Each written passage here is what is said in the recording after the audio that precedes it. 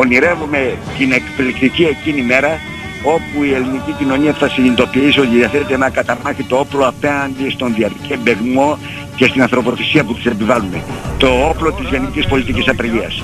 Μπορούμε να τους ανατρέψουμε μέσα σε 7-24 ώρα. Εάν νεκρώσουμε το σύνολο της παραγωγικής διαδικασίας και των οικονομικών δραστηριοτήτων. Δεν χρειαζόμαστε παραπάνω από μια εβδομάδα.